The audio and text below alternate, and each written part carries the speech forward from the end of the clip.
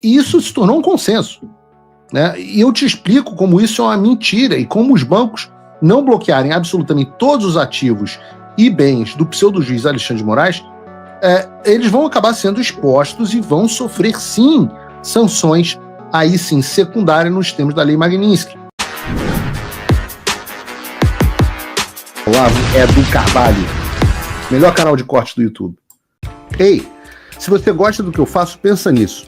Esse conteúdo só existe porque tem gente ajudando a manter. Com pouco mais de $5 por mês, você também pode contribuir. Acesse www.paulofigueiredoshow.com/apoia, use o cupom da descrição e já fica o meu obrigado. Vocês devem se lembrar que há alguns dias o ministro da Fazenda, que vocês chamam carinhosamente de Tachad, estava na Globo News reclamando que havia marcado uma reunião com o secretário do Tesouro dos Estados Unidos, o Scott Bessent, e essa reunião foi cancelada. Scott Bessent é a contraparte do Tachad. Você vê como a gente está ferrado no Brasil, né? Enquanto a gente tem Tachad, os americanos têm Scott Bessent. Mas apesar da reunião não ter ocorrido, isso teria sido na quarta-feira passada, o Scott Bessent acabou optando por ter uma reunião muito bacana no mesmo dia em que receberia o Tachad. Então ele cancelou com o Tachad e marcou com quem? Com quem ele marcou, Brunão?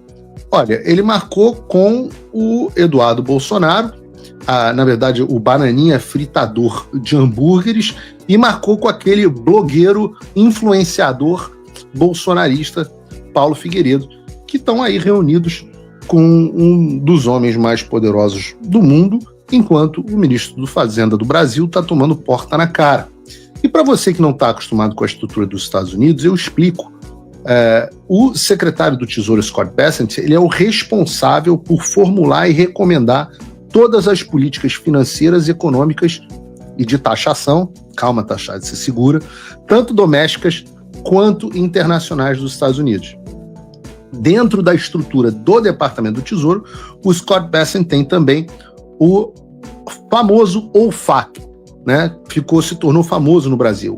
Ninguém sabia o que era e hoje muita gente já sabe o que é o Office of Foreign Assets Controls, que é o escritório responsável por administrar e fazer cumprir as sanções econômicas e comerciais com base na política externa e da segurança nacional americana. E foi através do OFAC, por exemplo, que o governo dos Estados Unidos sancionou o pseudo-juiz Alexandre de Moraes por violações graves de direitos humanos nos termos da, hoje, palavra mais famosa no Brasil, o pessoal fala, né, do interior do Nordeste, tá lá nego falando Magnitsky, né? Então a lei Magnitsky é aplicada através desse OFAC, né? E não somente o OFAC é responsável, como vimos, pela aplicação das sanções, como também pela fiscalização do seu cumprimento. E esse foi exatamente um dos temas sobre os quais o deputado Eduardo Bolsonaro e eu fomos tratar com o secretário Scott Bessent o descumprimento da Lei Magnitsky por parte das instituições financeiras brasileiras. Esse descumprimento, aliás, é um descumprimento que foi noticiado, nós levamos um relatório contendo isso, pela própria imprensa. Por isso mesmo nós temos uma série de reportagens como essa, por exemplo, da Letícia Casado para o UOL. Bancos brasileiros analisam contas de Moraes para aplicar a Lei Magnitsky. E qual é o grande? A gente chama no Rio, eu ouvi dizer que na Bahia é assim também, me respondam no chat, como é que é no resto do Brasil, se que São Paulo não é, né? Minha doce Natália é de São Paulo, e eles não estão acostumados com esse termo, que é o famoso migué, né? Eu sempre lembro do migué do futebol, quando o jogador era meio chinelinho e dava um migué para não jogar, tipo, sei lá, o cara que tá sempre lesionado quando é aniversário da irmã, aí ele dá um migué que tá lesionado para ir no aniversário da irmã. Um abraço aí, saudações Cruz Maltinas nessa semana a todos os espectadores, porque, pô, pela primeira vez eu tenho uma semana em 20 anos que eu posso tirar onda com o Vasco, então ninguém vai me tirar esse privilégio no programa de hoje. Vocês me permitam esse pequeno momento de alegria, que, porra, não tem há muito tempo, então. Mas, enfim, qual o grande migué que os bancos brasileiros estavam tentando dar? O migué está no seguinte parágrafo da própria reportagem da Letícia Casado. Abre aspas. Existe consenso entre os especialistas de que o indivíduo sancionado não pode comprar e vender dólar nem aplicar em nenhum produto de investimento que tenha qualquer conexão com o mercado norte-americano. Mas sobram dúvidas no que diz respeito a outros tipos de operação e às penalidades para os bancos que não cooperarem. Vejam o que os bancos brasileiros vinham tentando fazer era bloquear só alguns tipos de operação para o Alexandre.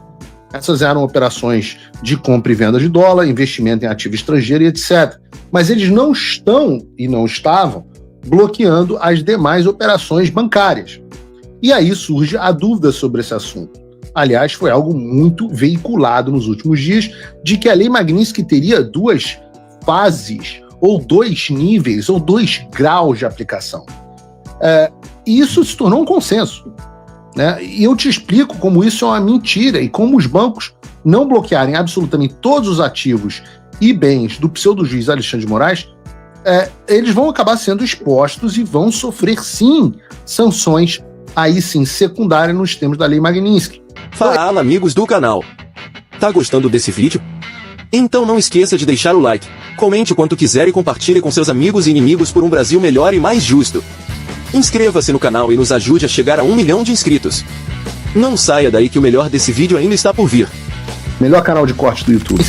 Então esse papo de que o FAC teria 2 níveis é uma das maiores sanções de 2 níveis, é uma das maiores bobagens que eu já ouvi, né? E nas reuniões que nós tivemos, inclusive dentro do Departamento do Tesouro, eu apresentei essa visão aos membros do Departamento do Tesouro, falando, olha, está saindo em todos os jornais que tem 2 níveis de sanção. Eu li absolutamente todo o código de sanções do governo americano e cheguei à conclusão de que não existe esse negócio. Eu queria perguntar a vocês se existe. Eu gastei bastante tempo estudando esse assunto, livro, foi leitura de código, foi bastante tempo lidando com as pessoas, aprendendo com advogados especialistas como é que se lida com isso, e eu descobri que não existe. A lista de Specially Designated Nationals, que é a lista SDN, ela é binária. Ou você tá na lista SDN, ou você não tá. O que significa que qualquer... E aliás, só para deixar muito claro, o Alexandre de Moraes está. O que significa que qualquer banco ou empresa global séria vai tratar o nome dele da mesma forma como trata, por exemplo, oligarcas russos, narcotraficantes mexicanos, terroristas iranianos, violadores de direitos humanos chineses e por aí vai. O que eu acho que poderia estar gerando uma confusão em certas pessoas é a diferença entre as sanções primárias e as sanções secundárias. E é muito fácil você entender, a tia Maricota pode ensinar para você na escola. A sanção primária é aquela que atinge diretamente o indivíduo designado. Então, por exemplo, o Alexandre de Moraes, os bens dele são bloqueados, os cidadãos ou entidades americanas não podem se envolver em nenhum tipo de transação com ele, e é isso, é o caso do Alexandre de Moraes. Já as sanções secundárias, elas atingem justamente de tabela os terceiros que escolhem, mesmo sabendo da proibição, manter relações significativas com o sancionado. Então, o Alexandre sofreu a sanção primária. O banco que optar por manter Alexandre como correntista recebe uma sanção secundária. Por que a sanção do banco não é primária? Porque o banco não violou direitos humanos. O banco está permitindo que um sancionado primário tenha ainda acesso aos seus bens, etc, etc. Por isso sofre uma sanção secundária. E é essa sanção secundária que vai acontecer com os bancos que quiserem continuar dando o migué e não cancelarem absolutamente tudo, ou seja, cortarem qualquer relação comercial com o indivíduo sancionado. E é por isso que, na prática, todos os bancos e corporações internacionais correm para cortar qualquer laço com alguém na SDN, porque eles não querem virar alvo também. Então não existe nível 1 ou nível 2. Existe designação. E a partir dela, você tem esse efeito cascata que é devastador.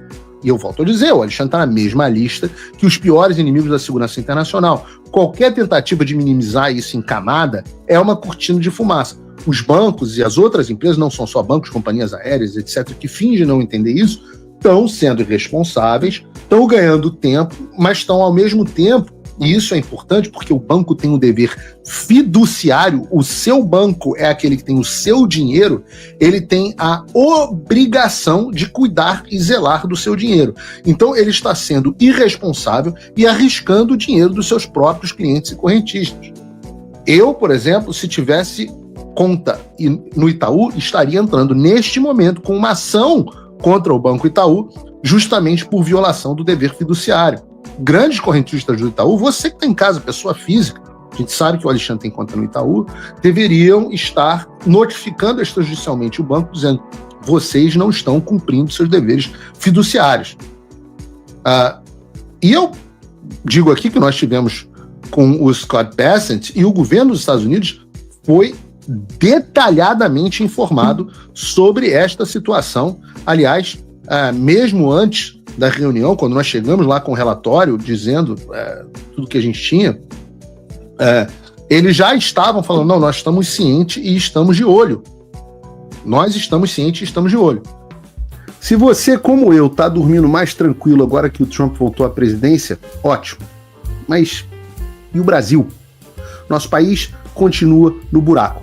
A volta do Trump nos dá esperança, mas as coisas não vão se resolver sozinhas. Vai ser preciso muito trabalho, meu e seu. E não adianta xingar muito nas redes sociais achando que isso resolve alguma coisa. Não tem salvador da pátria, não tem um político que vai resolver por você. A responsabilidade é sua. Eu larguei tudo para me dedicar a isso. E você? Como você pode ajudar sem abandonar as suas obrigações? Simples. Apoie quem está na linha de frente. Sem isso, esse trabalho simplesmente não continua. Acesse www.paulofigueiredoshow.com/apoie e com a partir de $5 por mês, garanta que isso siga em frente. Se puder ir além, torne-se meu patrono Gold e participe do meu grupo privado e ajude a definir as minhas próximas pautas. A diferença entre vencer e perder está na ação. Durma tranquilo, sabendo que você fez a sua parte. Obrigada por assistir o vídeo até o final. Se você já chegou até aqui, confere se já está inscrito no canal e se já deixou aquele like generoso. Estamos quase chegando a 1 milhão de inscritos e a sua ajuda é muito importante para levar o canal Olavo Edu Carvalho mais longe. Até o próximo vídeo, meus amigos. E neste momento é muito fácil aos defensores do plano alegar: isso é uma teoria da conspiração.